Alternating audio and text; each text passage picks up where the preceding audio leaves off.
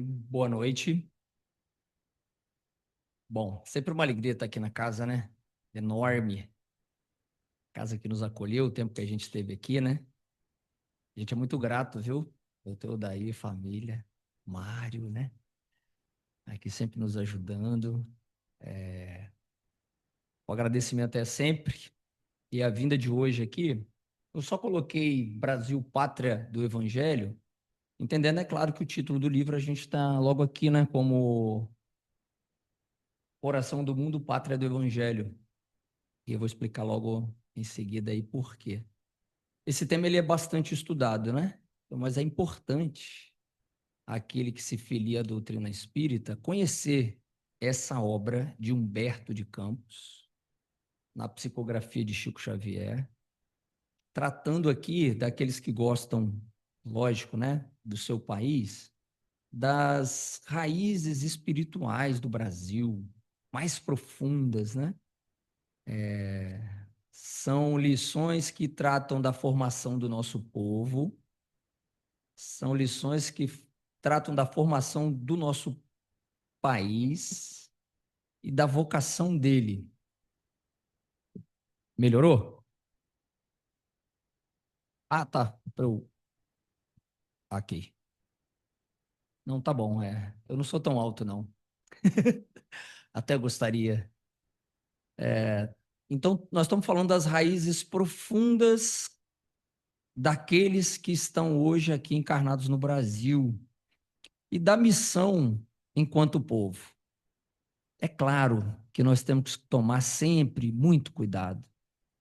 Quando nós falamos de nações, povos, nós compreendemos que todas elas são muito especiais. Esse aglomerado de espíritos afins, ele é um aglomerado necessário, mas também é muito importante que nós não caiamos nas mesmas armadilhas que nossos ancestrais. Por muitas vezes, nós queremos imaginar que somos especiais ao extremo e que nós somos o povo escolhido, vamos dizer assim. Essa preocupação, esse orgulho de raça é muito complicado.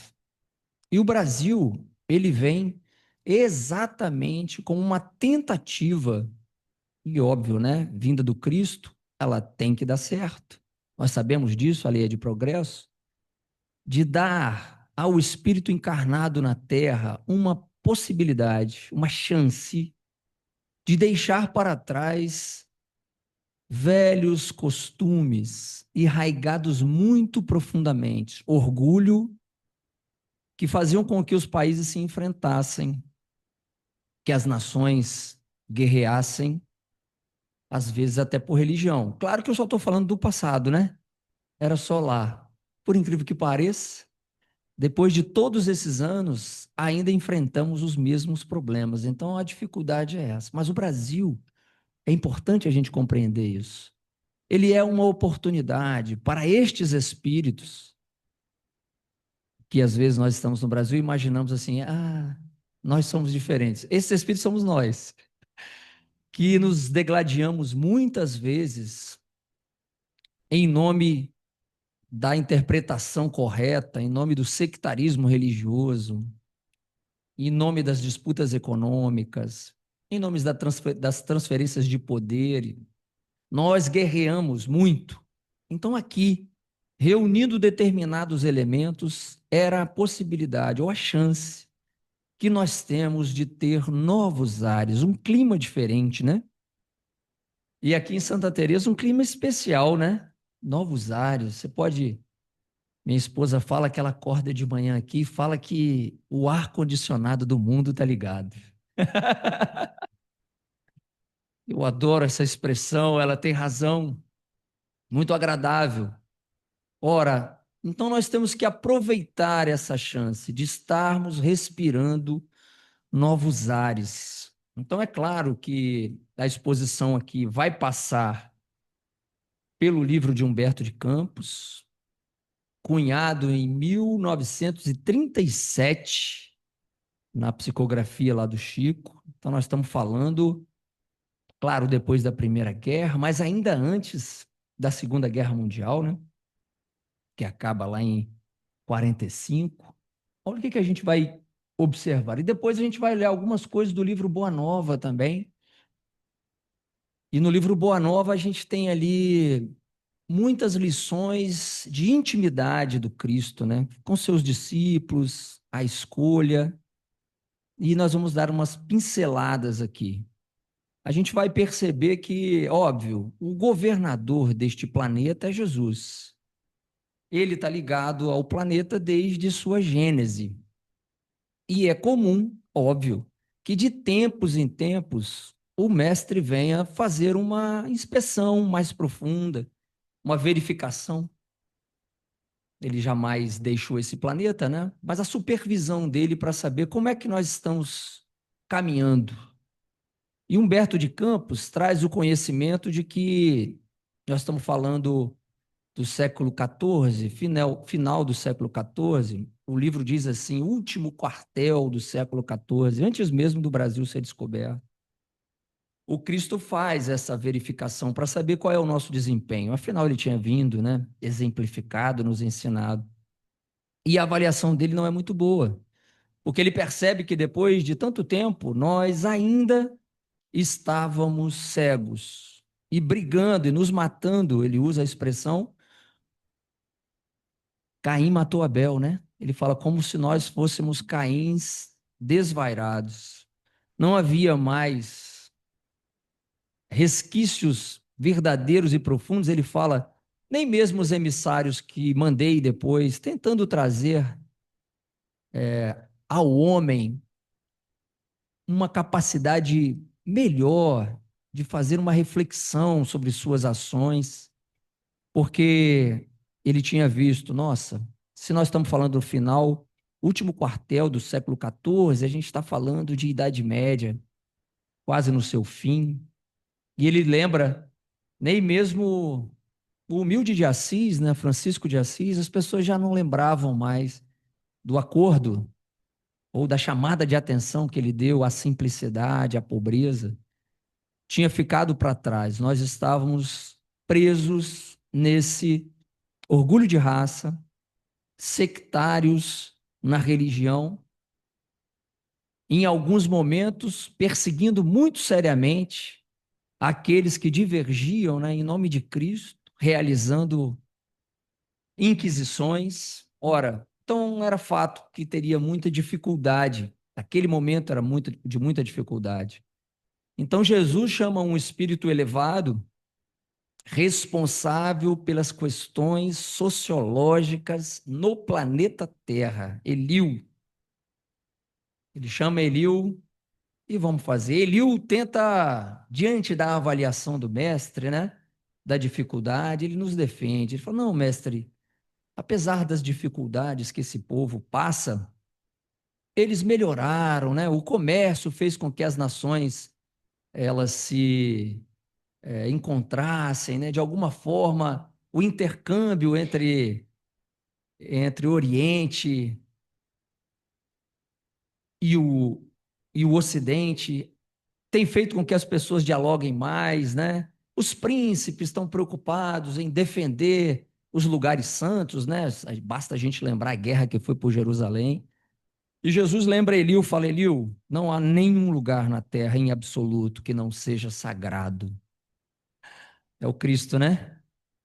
Qualquer lugar qualquer palmo de solo que a gente está assistindo é realmente o recrudescer do orgulho e não é possível, vendo tanta dificuldade, já que a lei ela é de progresso, mas também é de ação e reação. O Cristo fala, haverá necessidade de que nós passemos por muitas dificuldades a fim de retomarmos o nosso caminho de evolução. Então ele o sugere, bom, ao invés de nos concentrarmos agora numa Europa, né, já envolta em tanto conflito, em tanta dificuldade, vamos procurar uma região do globo, né? Vamos nos concentrar numa região mais fresca, inóspita, ainda inabitada, em que a gente possa recomeçar e aponta a região da América do Sul, onde seria o Brasil.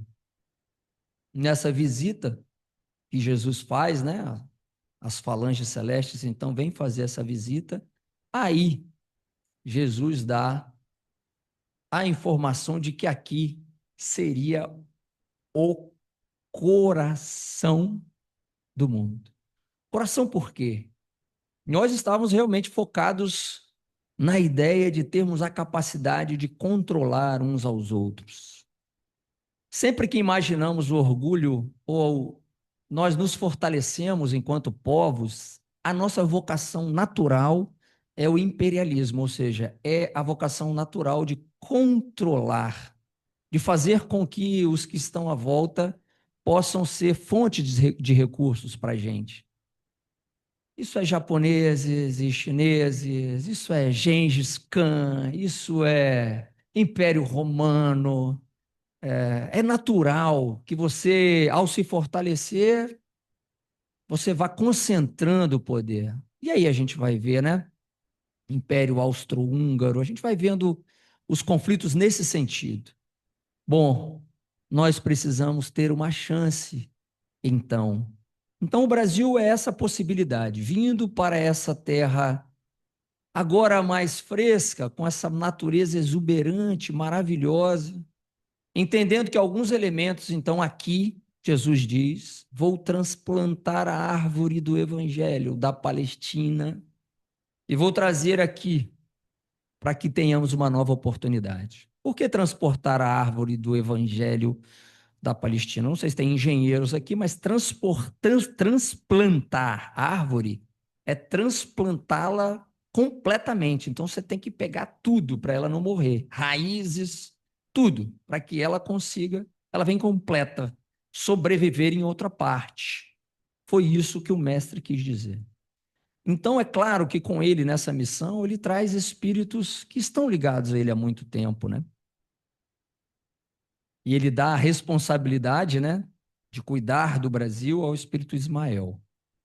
Mas esse transplante, quando Jesus faz da Palestina para cá, alguns dizem o seguinte: ele não tinha se decidido inicialmente pela Galileia, pela Palestina. Jesus conta, aí entra o livro aqui, o livro Boa Nova. Deixa eu ver se eu consigo passar. Tá.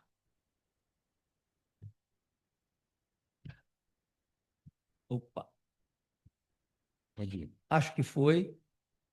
E aquilo que nós falamos, dessa visita que ele faz a gente para observar, ele decide trazer para o Brasil, onde todos os povos aprenderiam lei da fraternidade universal. Parece uma coisa simples, mas para sermos fraternos é complicadíssimo. Seres, às vezes, muito ligados ao orgulho e egoísmo, como somos, é complicado. Normalmente, a gente quer o venha a nós. O vosso reino é complicado, né? Então, a gente quer só bem a nós. Nós ainda somos muito imaturos, como falei. Nessa missão, né, de que o Brasil agora teria essa chance, e por quê? Antes mesmo de falar aqui do Henrique, né? Jesus, primeiramente, contra o livro Boa Nova, no seu capítulo 3º, que ele está sentado frente ao templo de Jerusalém. Isso é o ano 30 da vinda de Jesus. Ele olha o templo, contempla, e tem ali um conjunto de sacerdotes. E vem perguntar àquela figura emblemática. É claro que o magnetismo de Jesus atraía, né? Era óbvio. E os sacerdotes vêm perguntar a ele: Galileu, o que fazes aqui a contemplar o templo? E Jesus diz ao sacerdote o seguinte: ó, eu vim aqui implantar o reino de Deus. Uai, procura um lugar para implantar o reino de Deus. E o sacerdote, o livro fala que é Hanã, né, o nome dele, diz o seguinte: implantar o reino de Deus? Mas o reino de Deus, que pensas tu que isso é? E a definição que Jesus dá de reino de Deus já nos explica bastante, né? Que nós devemos esquecer aquilo que nos distrai, aquilo que é supérfluo. Ele fala: olha, o reino de Deus é implantar o evangelho no coração dos homens. Que profundo. É isso que ele quer dizer. Eu estou procurando pessoas que sejam capazes de realizar esta tarefa, implantar o evangelho no coração do homem. Mas aí o sacerdote pergunta: bom, mas você fará isso com suas mãos? É você que fará? Ele fala: Jesus, muitos me ajudarão. Claro, Jesus já tinha a clara visão de que a falange celeste estaria aqui para ajudá-lo, bons espíritos, né? Vindos antes, que viriam depois. E o sacerdote fala: você tem razão, há idiotas em todas as partes, ignorantes. Ou seja, para o sacerdote, Jesus só conseguiria adeptos dentre esses. Então nós percebemos, ele ainda pergunta: por acaso você conta com algum príncipe poderoso que possa lhe ajudar nessa tarefa? Exatamente o que nós perguntaremos, né? Se você vai implantar um novo reino, você precisará de prestígio, de poder político. Então Jesus compreende o seguinte: assim como Jerusalém, naquele momento, vivia essa ética, porque a ética que imaginamos é poder temporal, ou seja, força, influência, recurso financeiro, riqueza, capacidade de guerrear, destaque, capacidade de vencer conflitos. Nós ainda pensamos assim, mesmo quando nós nos filiamos a uma agremiação religiosa. Somos tão sectários que imaginamos que só a nossa tribo se salvará. Só aqueles que comungam conosco se salvarão. Ora, compreendendo isso, Jesus, ao invés de Jerusalém, segue para Galiléia e encontra lá um grupo de pessoas não influentes, sem sobrenome, que não tinham tanto poder temporal assim, trabalhadores, pescadores, gente simples, capaz de entender a mensagem.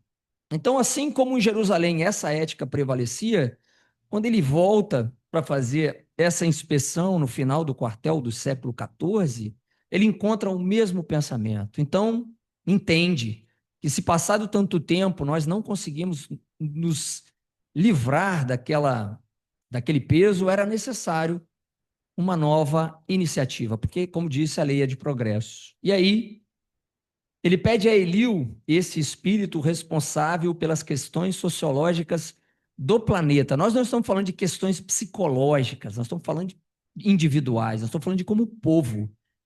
Este planeta vai caminhar para a melhoria, para a elevação, mas ele precisa de algo novo. Então, se essa terra, agora, a terra do Cruzeiro, tem a chance, tem esse potencial, nós vamos, de alguma maneira, reunir aqui alguns elementos. Bom, o povo que aqui habita, simples ainda, para alguns estudiosos, em prova e não expiação, os primeiros silvícolas, no sentido de que inicialmente não tinham, estavam aqui para aprender a simplicidade, mas entre eles haviam espíritos capazes de serem amistosos, de conviverem. Era um começo. Depois era encontrar na Europa uma nação, e a eleita foi Portugal, a época mais humilde do continente europeu, dos mais trabalhadores. Então, este elemento era fundamental. Alguém que arregaçava as mangas e era capaz de trabalhar. Opa, opa. Isso. Alguém que era capaz de trabalhar, de executar. Muito bem. E a isso se somaria o elemento negro.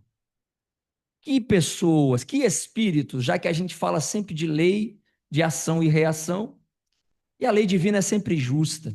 Os espíritos encarnados na África, senhores feudais de muito tempo, ou seja, aqueles que haviam explorado na Europa os seus vassalos, cometido diversas, é só estudar um pouquinho de história, né? Diversas atrocidades. Diria um exemplo, né, que o suzerano Haviam casos em que o vassalo, ao escolher uma noiva, a primeira noite da noiva era do suzerano, por exemplo, coisa desse nível. Pessoas que haviam abusado desse poder e agora estariam ali reencarnados num país onde seriam escravizados. Mas muitos aceitaram esta prova, no sentido de que, caramba, essa expiação nós precisamos passar, e conseguiram entender aquele processo. Então, eles poderiam trazer para esse povo a ser aqui, para florescer aqui, estes elementos, a capacidade também da resignação, do trabalho contínuo, da humildade. Muito bem, era isso. Para que isso acontecesse, ele chama Eliú e fala: olha, você, Eliú, eu fui apertando aqui, fui, né? Que maravilha. Você, Eliú, vai reencarnar no seio da nação mais pobre de Portugal e vai ajudar a essa nação a encontrar a solução tecnológica para vencer essa imensidão de oceano que aí está, para que eles consigam aqui chegar. Eliú reencarna como filho de Dom João I, e ele é o infante lá, onde tem a escola de Sagres, em Portugal. Ou seja, ali é uma reunião, daria outra palestra aqui, mas em resumo, é a reunião daquelas pessoas que tinham a capacidade, o espírito de encontrar uma solução de se lançar aos mares, que era a maneira de expandir riquezas, de buscar novas rotas, mas era possível compreender, juntar elementos de navegação astrolábio, juntar tecnologia de desenvolvimento de caravelas, ter o espírito empreendedor para criar o projeto, financiá-lo, e ter ainda a coragem de se lançar ao oceano, que hoje seria como o homem se lançar ao espaço. Era alguém que ia para uma missão, ele não sabia se ia voltar. Indivíduos colocados na função de capitães dessas embarcações imaginavam o seguinte: pode ser que esses caras se rebelem contra mim, inclusive mate o capitão. Era necessário ter, além da capacidade, liderança. E isso aconteceu. E as navegações aconteceram de diversas formas. Ora, navegações que deram a oportunidade da chegada ao Brasil, daria também, falei aqui, né? Um grande momento de fala, mas em resumo, né? Eliú, quando retornou à pátria espiritual, ou seja, ele vem como infante de Sagres, desenvolve a navegação, falece, o ano é 1460, o Brasil foi descoberto em 1500, falece, mas esse desenvolvimento se dá e é possível, então, que a gente consiga atravessar o oceano e chegar aqui ao encontro dos portugueses, assim coloca, aqueles que buscam justiça, expansão, com os índios. Esse encontro inicialmente é amistoso, mas isso vai se desenvolver a história do Brasil.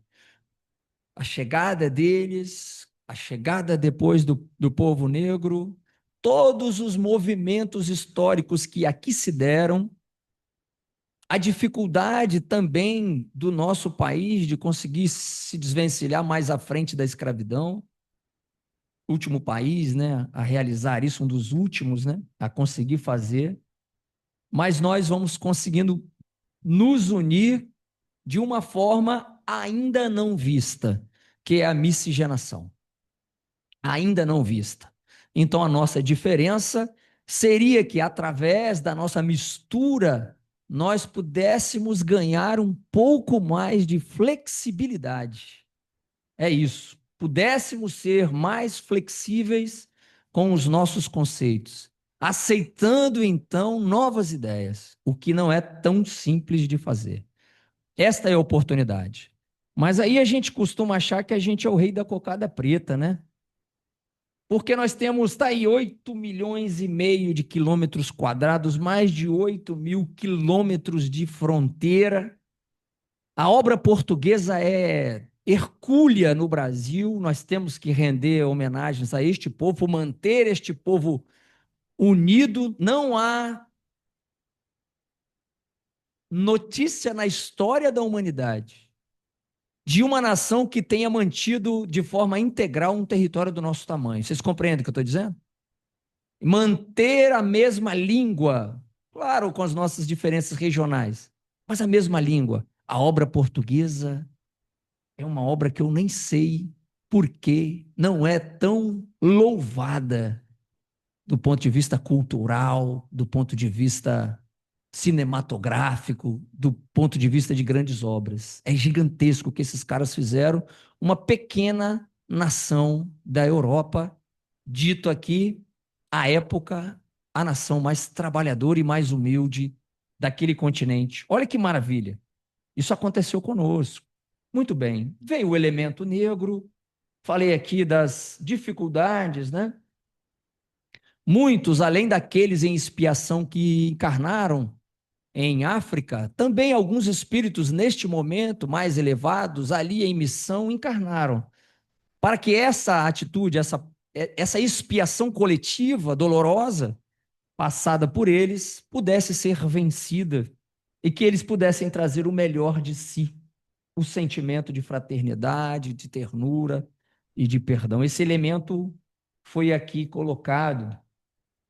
E Jesus, agora para a gente entender, se o Brasil é uma chance, é uma possibilidade de que espíritos possam aqui se redimir, é por isso que nós podemos entender como coração. É uma possibilidade de desenvolver sentimento, é uma chance de que nós possamos dar vazão àquilo que é divino em nós, aquilo que nos aproxima, aquilo que nos torna irmãos, e não aquilo que nos divide. E era muito pesado. Preconceitos de cor, de raça, de entendimento, inclusive, de que aqueles que estão num patamar econômico mais elevado, era humilhante o trabalho, que o trabalho era feito para escravos. Olha só, quanta coisa era necessário modificar. Haja vista que para nós, no plano espiritual, a notícia é que é trabalho, trabalho e trabalho. Assim como disciplina, disciplina e disciplina. Ainda hoje, se nós observarmos o nosso consciente coletivo, o quanto sonhamos em um momento de parar de trabalhar, de não mais operar, né? Eu posso falar hoje porque eu estou aposentado, né? De se aposentar. Oh, que maravilha! Mas aqui a gente enxerga que não. Ora, se eu desejo evoluir, essa atividade será constante. Jesus quer dar a oportunidade a esses espíritos, nós, espíritos muito apegados a coisas materiais. Então, aqui, para essa nova oportunidade, é por isso que é o coração, tendo a oportunidade de ser mais flexível. Porque quando eu encarnava num povo europeu e eu tinha uma posição de destaque, era aí. Diz que Deus não dá asa à cobra, né? Neste caso, era aí que a cobra criava asas. Eu fortalecia a ideia de conflito e de supremacia. Opa! Então vamos dar a este espírito, quem? Este espírito envolvido com cruzadas, com guerras religiosas, com crimes religiosos, com incêndio de templos, com morticínio, com assassinato. Esses espíritos que, ao se dizerem religiosos, matam em nome de Deus. Então, Deus é a justificativa para o homicídio. Estes espíritos com este peso, que quando colocados na posição de poder, subjugam, usam, abusam, colocam a sua posição para para se locupletar, para fazer com que o outro seja cada vez mais subjugado. Ora, este espírito precisa de um ambiente diferente. E para onde é que nós viemos? Para Santa Teresa. Nós viemos para o Brasil para termos uma nova oportunidade. É assim.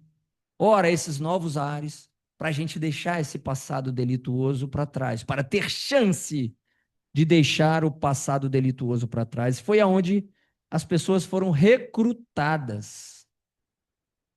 Ismael, quando recebe essa incumbência de cuidar desse país, né, a gente vai ver ali sob que bandeira, ele reúne, óbvio, os companheiros que eram capazes de ajudar da falange superior e vai recrutar aqueles que tinham muitos débitos a resgatar para que aqui a gente consiga modificar, né? Mudar os ares. E aqui, Jesus resolve dar a missão deste país, rapidamente, né? Que eram espíritos muito superiores. Ele pensa o seguinte: bom, há necessidade de, em algum momento, a gente ter aqui um espírito capaz de nos trazer novas luzes. E aí ele chama um dos espíritos que nós conhecemos muito. Lembra da quando Jesus é crucificado?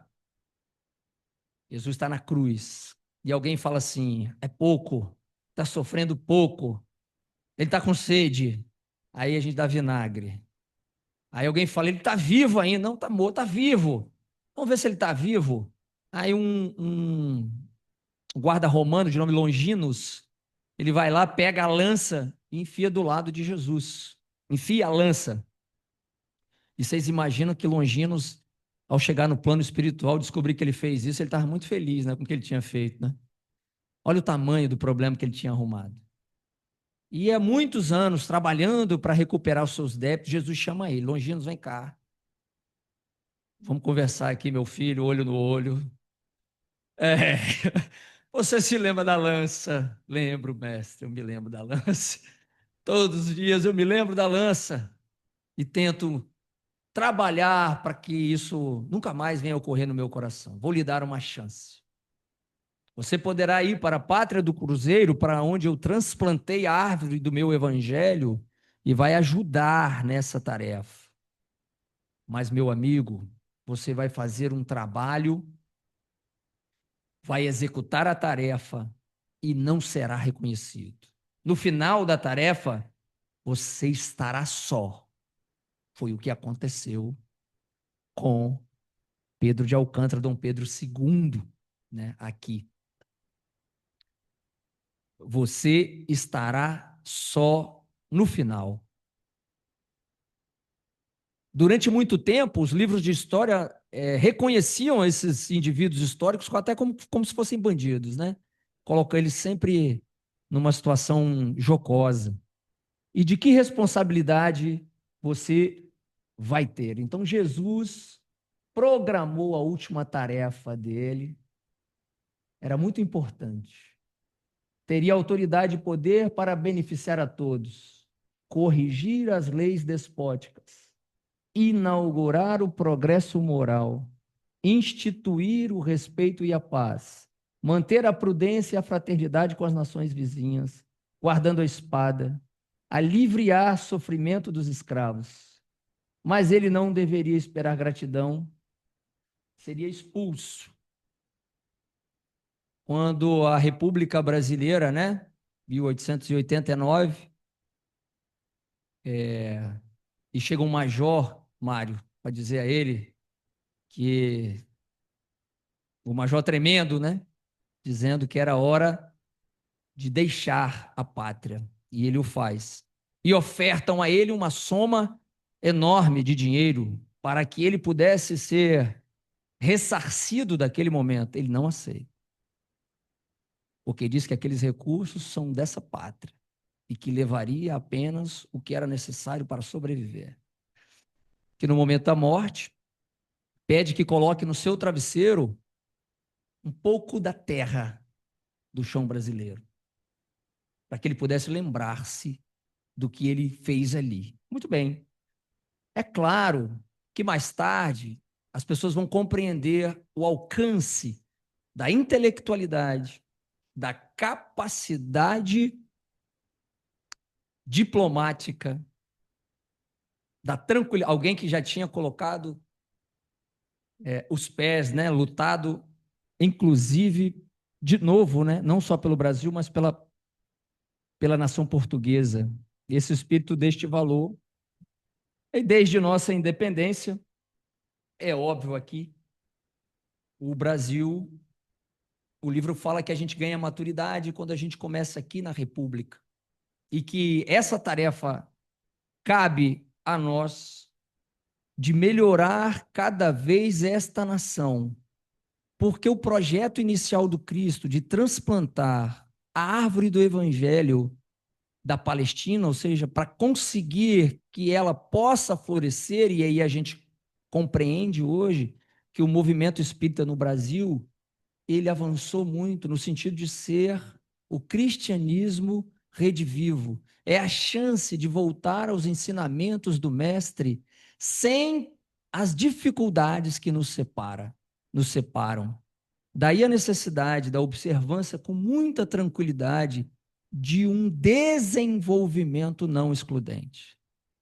Quando Jesus dá essa missão a Eliú, ele fala que aqui na pátria do Cruzeiro, as injunções políticas, olha como ele diz, esta pátria estará ligada principalmente ao meu coração. Na terra do Cruzeiro, as injunções políticas elas serão secundárias. E por que secundárias? Porque construir o reino de Deus é o evangelho no coração dos homens. O que vem depois é realmente secundário. Por isso que Jesus não entra nessa de fazer uma discussão política. Ele quer uma transformação moral. O indivíduo transformado moralmente, realmente evangelizado, ele vai procurar soluções e não conflitos. Ele respeitará o ambiente em que vive. E terá capacidade de desenvolver-se relacionando-se com aquilo que é diferente, com quem pensa diferente, com outras metodologias. Ele é capaz de ligar-se a uma religião respeitando as opções daqueles que, como ele, tentam melhorar-se.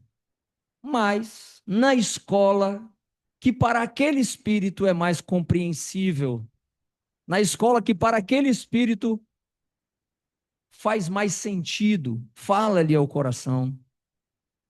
Conseguiremos olhar para os irmãos umbandistas, aqueles os mais recônditos, lugares onde a caridade e o amor prevalece, socorridos ali por espíritos que também buscam.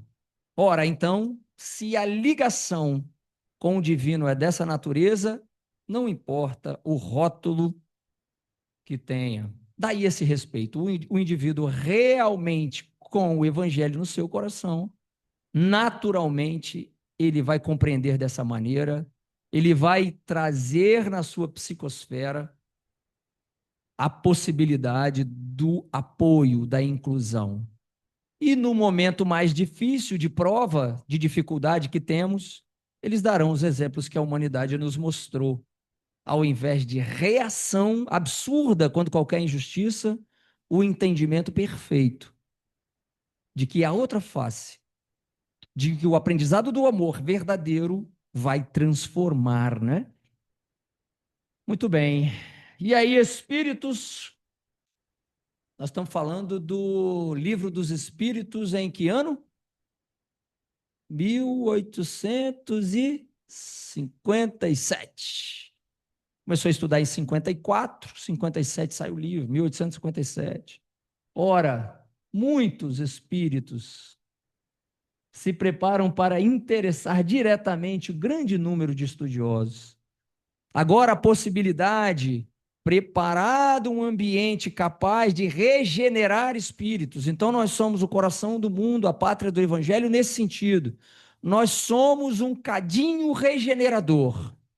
Os mais dificultosos, renicentes, criminosos estão aqui para que pudessem aprender e colocar de volta aquilo que é maravilhoso, como aconteceu exatamente com o apóstolo Paulo.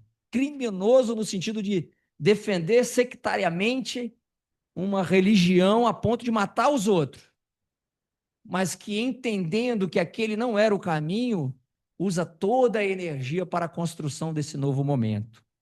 É assim. Então esses espíritos vêm, vamos lá, vamos fortalecer essas ideias para que este povo, com esses elementos e suas dificuldades, ele vai caminhar aos poucos, ele vai se fortalecer, ele vai ter movimentos históricos, ele vai passar por independência, ele vai passar por turbulências internas, eles vão brigar para conseguir se emancipar, eles vão se tornar independentes, alguns deles vão querer se separar, e a espiritualidade sempre ali, ajudando essa falange, até que nós pudéssemos receber, então, na Terra, o cristianismo redivivo, que é a mensagem do Mestre através da doutrina espírita, que nos esclarece profundamente, nos explica, tintim por tintim. Temos a chance miscigenados, menos afetos a questões de raça, possibilitando ter um momento de maior flexibilidade. Se não avançamos, sempre temos dificuldade em retornar àquilo que é nosso reflexo antigo, né? Então nós precisamos caminhar e nos observar para ver se nós estamos mais voltados para a Idade Média, julgando os companheiros de outra religião, olhando para quem está do lado, para que ele seja exatamente como eu, egoísta. Se eu estou, na verdade, buscando a minha transformação, aproveitando esses recursos que eu tenho agora, às vezes marcando o passo, ou se eu estou aproveitando esses recursos para, assim, caminhar para frente. E o Brasil já deu grandes, né? Grandes brasileiros para o mundo na música. E o espiritismo, para aqui florescer na nossa época, ela começa aqui com médiuns que tratam de homeopatia. Foi assim que começou, né? Mas como aqui também o movimento nasce, estou quase terminando, o movimento nasce no Brasil, mas como nós somos espíritos ainda com muita dificuldade, a gente mesmo para fazer o bem, a gente começa a se desentender. E aí há necessidade de unificação de quem? Nós, espíritas. Mas basta entender, né? Quem somos nós, espíritas? Os que estão tendo as últimas chances lá, né? Então a gente ainda estava se degladiando. Mas para que nós pudéssemos nos compreender, o doutor Bezerra de Menezes, Ismael concentra esforços para que esse indivíduo pudesse vir, organizar os espíritas de forma adequada, para que ele pudesse, bom, vamos fazer um movimento de unificação, de entendimento, vamos parar de brigar e vamos tentar fazer um exercício de caminhar juntos, sob a bandeira lá, Deus, Cristo, amor e caridade, a bandeira que Ismael quer para que nós possamos nos unificar. Ele diz o seguinte, muito bem, podem as inquietações da terra separar trabalhadores, mas onde se erguer a flâmula luminosa, Deus, Cristo, amor e caridade, a obra permanecerá acima de qualquer um de nós, de nosso ego. Muito bem. E aqui ele fala da federação, que é uma tentativa, né? Porque a possibilidade de melhora deste país, que não tem uma vocação no sentido de ser um farol de uma nação absolutamente preponderante sobre as outras. A nossa missão é ser este coração. A nossa missão é ser essa pátria do evangelho. A nossa missão é ser capaz de mostrar aos outros que nós temos a paciência de conviver. E não está fácil. Não está fácil, por vezes nós estamos encarando essa dificuldade. Entende como não é simples? Mas essa é a missão, não de preponderância, mas de exemplificação. E por que não está fácil? Porque os que estão aqui são justamente os mais renitentes, os com mais dificuldade. Aí a gente compreende o barulho que nós nos metemos, a confusão que nós hoje convivemos, nós não conseguimos falar uns com os outros. Só o legítimo ideal cristão, conhecendo que o reino de Deus ainda não é deste mundo, poderá, com sua esperança e seu exemplo, espiritualizar o humano, espalhando com seus labores e sacrifícios as sementes produtivas na construção da sociedade do futuro, que não adianta a gente brigar entre sistemas, é o capitalismo, é comunismo, é o que for. Nós ainda não conseguimos construir uma sociedade verdadeiramente justa, igualitária. Nós não conseguimos. Não há sistemas em que o excluído ou a manutenção do poder sobre o indivíduo é total. Nós ainda precisamos muito caminhar. Só vai acontecer quando a gente se unificar pelo legítimo ideal cristão e não mais nos separarmos por aquilo que é supérfluo, é superficial, não é o que é profundo, verdadeiro. Certamente não teremos capacidade de nos entender quando estivermos discutindo algo que não é fundamental. Porque para o Cristo são palavras dele. Na pátria dos meus ensinamentos, o Espiritismo será o cristianismo redivivo na sua primitiva pureza. Sem as lições do Mestre, que é amor, nós vamos andar em círculos, como crianças totalmente inexperientes, brincando ou brigando por um brinquedo que não tem valor. Se o nosso patrimônio espiritual é importante, é ao Mestre que nós devemos nos dedicar. Muito obrigado.